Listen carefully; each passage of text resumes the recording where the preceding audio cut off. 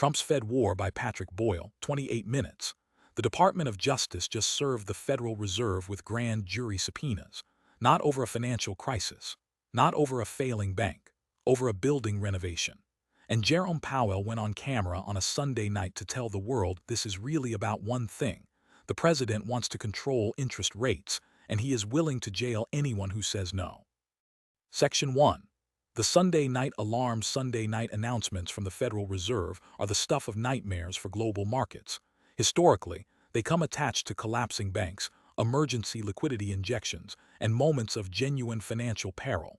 The 2008 collapse of Bear Stearns and Lehman Brothers, the emergency pandemic response in 2020, the Silicon Valley Bank crisis. So when Jerome Powell appeared in an extraordinary video message on a Sunday evening, the financial world braced for impact. But this time, the emergency was not economic. It was political.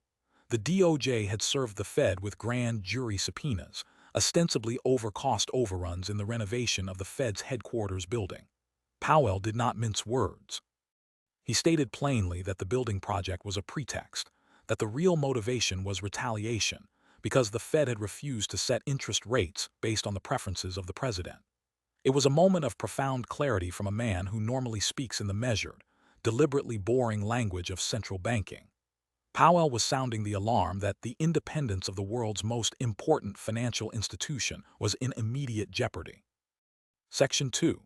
The history of presidents versus the Fed. Friction between American presidents and the Federal Reserve is nothing new. Lyndon Johnson once summoned Fed Chair William McChesney Martin to his Texas ranch for what he called a trip to the woodshed. Legend has it Johnson physically shoved Martin against a wall, demanding cheap money to fund the Vietnam War. Despite the intimidation, Martin stood his ground, and Johnson actually reappointed him 2 years later. Ronald Reagan faced Paul Volcker's aggressive rate hikes to 20% in the early 1980s, but Reagan famously refused to comment on monetary policy. George H.W. Bush openly blamed Alan Greenspan for costing him the 1992 election. White House pressure is nothing new, but as former Fed Vice Chair Alan Blinder noted, no president has ever threatened a member of the Federal Reserve Board with criminal charges. Past presidents used the bully pulpit or private tongue lashings. They did not weaponize the Department of Justice. Critics have described the use of grand jury subpoenas to influence interest rates as thuggish, the kind of tactic usually observed in banana republics where central bankers risk being jailed for failing to provide cheap money. Section 3.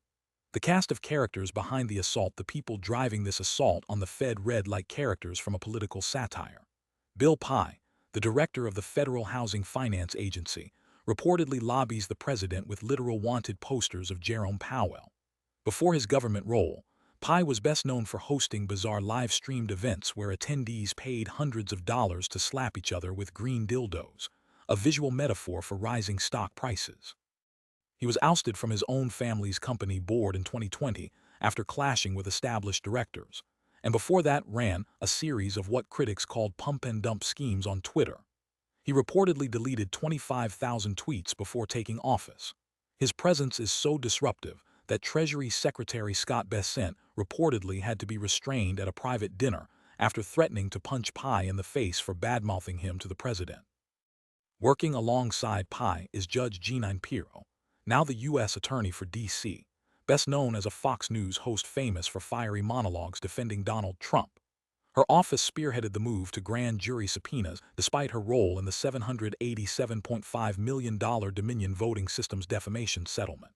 Her office's actions, skipping standard inquiries to jump straight to criminal proceedings, suggest a coordinated effort rather than a legitimate investigation. Section 4. The transparent pretext. The cost overrun pretext falls apart under the slightest scrutiny.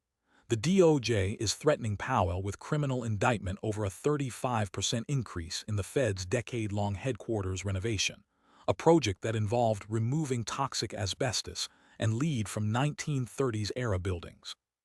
At the very same time, the White House's own project to replace the East Wing with a new ballroom has seen its cost double from $200 million to $400 million in just 6 months. The hypocrisy is staggering. Powell's term expires this May. The president is expected to announce a successor within weeks.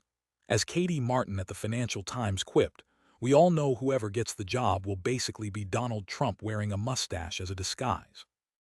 If the goal were simply a leadership change, the administration could have waited. Instead, by launching a criminal probe now, the message is clear. If you do not obey the president, you will be dragged through the courts. Powell is not the only target. Governor Lisa Cook is simultaneously fighting for her job in a case heading to the Supreme Court, accused of mortgage fraud. By keeping multiple board members in the crosshairs, the administration creates an environment where caving to political pressure feels like the only way to survive. Section 5. The end run around the Fed while attacking the Fed's leadership. The administration has simultaneously launched an aggressive end run to bypass the central bank entirely. In what some are calling executive QE, the president has ordered Fannie Mae and Freddie Mac to purchase $200 billion in mortgage bonds, effectively forcing mortgage rates down by presidential decree. This is paired with a temporary cap on credit card interest rates at 10%, timed to expire right after the midterm elections. Economists warn that such a cap could cause banks to stop lending to millions of Americans, but the administration is betting that the immediate optics of lower rates will outweigh the longer-term risk of a credit crunch. Treasury Secretary Scott Bessent has engaged in what critics call activist Treasury issuance, flooding the market with short-term bills while restricting the supply of 10-year bonds to artificially keep long-term rates down. This is essentially a massive bet that rates will fall, allowing the Treasury to roll mountains of short-term debt into cheaper long-term loans later. If rates go higher instead, the losses will mount quickly. PIMCO, managing $2.2 trillion, has already announced a multi-year diversification away from U.S. assets. Section 6. The Senate roadblock and the accidental deadlock. The administration's plan to install a loyalist as the next Fed chair has hit an unexpected roadblock. Senator Tom Tillis, who is retiring at the end of the year, vowed to block the confirmation of any Federal Reserve nominee until the DOJ's criminal investigation into Powell is fully resolved. Because the Senate Banking Committee is narrowly divided, his opposition alone is enough to deadlock the panel. This creates a peculiar problem for Stephen Morin, a Trump loyalist on the board who has voted for jumbo 50 basis point rate cuts in 3 consecutive meetings. Morin's temporary seat expires in January 2026, and under the Tillis blockade, he cannot be confirmed for a permanent term. By attempting to use a criminal investigation to clear the path for a new chair, the administration may have inadvertently ensured that no new chair can be seated at all, leaving the Fed to potentially elect its own interim leadership. Section 7. What this means for the world. The true cost of this war extends far beyond American interest rates. For nearly a century, the United States has been the leader of the free world precisely because its institutions were seen as independent and objective. The Financial Times notes that while Turkey's President Erdogan sacked his central banker in 2019, triggering a plummeting lira and surging inflation, not even Erdogan suggested his central banker was a criminal. By weaponizing the DOJ, the U.S. has moved past the Turkey model into uncharted territory for a developed nation. Harvard professor Geeta Gopinath warns that the long-term effect will be to silence dissent within the Fed, leaving future governors terrified that evidence-based rate setting could lead to criminal investigation. The Economist provides some historical comfort, noting that America has survived worse, from the Alien and Sedition Acts to Watergate. In each crisis, institutional norms ultimately survived because Americans chose to defend them. The current standoff with Senator Tillis suggests the guardrails are holding, even if they are under immense strain. The movement toward independent central banks worldwide has correlated directly with falling inflation since the 1950s. Populists on both the left and right are now pushing to reverse this trend. As Patrick Boyle puts it, hopefully we will not have to learn the hard way why that would be a catastrophic mistake. Key takeaways: the DOJ serving the Federal Reserve with grand jury subpoenas over a building renovation is an unprecedented weaponization of prosecutorial power against America's central bank. No previous president has ever threatened a Fed board member with criminal charges.